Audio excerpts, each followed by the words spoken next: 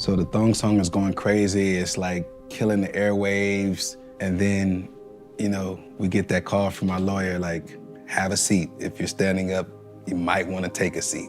That's when all the drama started. I get a call from Def Jam. And they're like, hey, we got a problem here. What's the problem? Well, there's a potential lawsuit from Ricky Martin because we stole the interpolation of "Cause you're living la vida loca." When he said that, I went back and I remember, I'm like, Sisqo, man, we gotta clear that. Sisqo had assured us, like, I got a relationship with Desmond Child, who wrote Livin' La Vida Loca for Ricky Martin. We good, that's a phone call. Here we go, lawsuit. And then the negotiations started.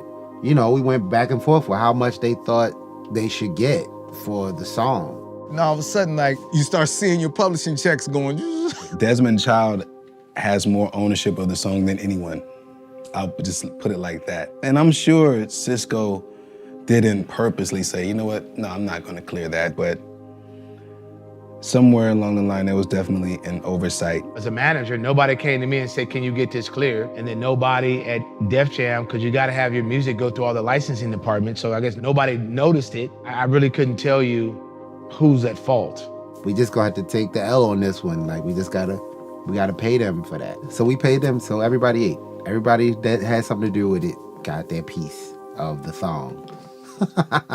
Hey family, my name is Tamen Hade, and right here we have Sisqo explaining the importance of clearing your samples. I'm going to give you 3 points and 3 things to take home for clearing your samples and to make sure you do this process correctly. So first, it's important for you to clear samples because you can lose the rights to your music. The one thing about the people who are going to sue you if you don't get a sample cleared is that they have the money to sue you. And in a lot of these situations, the one who has the most money to sue is the one who is going to win. So if you saw in that clip, all of the creative work that they put in, all of the time, energy, and money that they have used, all of the resources that they used to create this song was taken away. Most of it was taken away because of a little error, which was that sample of, the part in the song, right, that they sampled. And that wasn't even a sample, they used the words. And you heard them say that the person who was the songwriter for that little snippet owned more of the record than they do. Now, mind you, it was 1, 2, 3, 4. It was at least 3 people involved in that record. At least, there's probably more. But that one person gets more than all 3 of those people combined, right?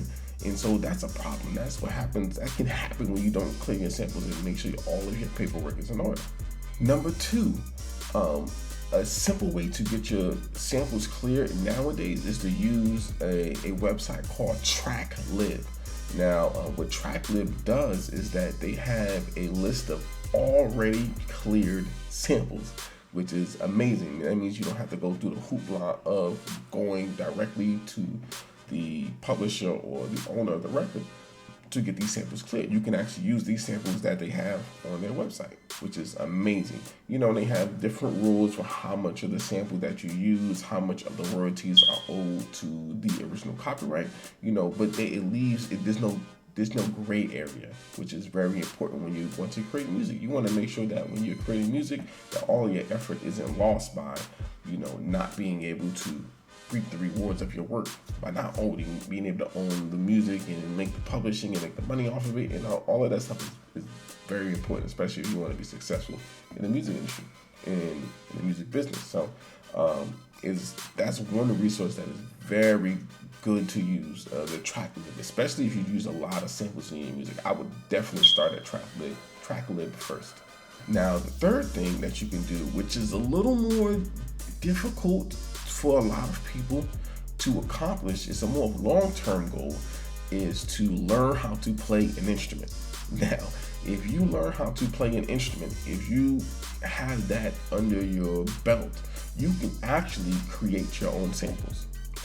I have done this in the past a lot of times. A lot of my songs or songs that I really, that really were big for me was songs where I would make my own sample and then sample it. You were my friend until the end.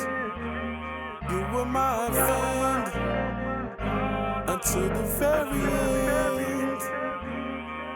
were my friend until the end. You were my friend until the very end. You were my friend. Right? Which may sound crazy, like how you do that, you know, but when you understand how samples work and how you chop up those samples, you can literally create small little snippet ideas where you can recycle it and sample them yourself. So I've been known to be the person who samples himself, you know, and so now from what I do I don't have to do any copyright and worry about copyrights and publishing and sampling other artists because I'm sampling myself. And that's a long-term goal I think that everybody should really have, because, you know, why sign over 50% of your record? Why do that? That's a lot. 50% of your record, that's a lot to sign. Mind you, this guy, he had more than 50%. He said he had more than everybody else. So I don't know how much percentage. It could have been 60%, could have been 70%, could have been 80%, you know? Why sign over all of that ownership and money, right? Where you can create your own sample. That's the way I do it, you know? That's a long-term goal, but that's the way I do it. So if you found any value in this video, definitely hit like, hit subscribe, and we definitely gonna have more content out. You can check me out on Instagram and my website at tamenhade.com, and I hope to see you guys again. Genius out.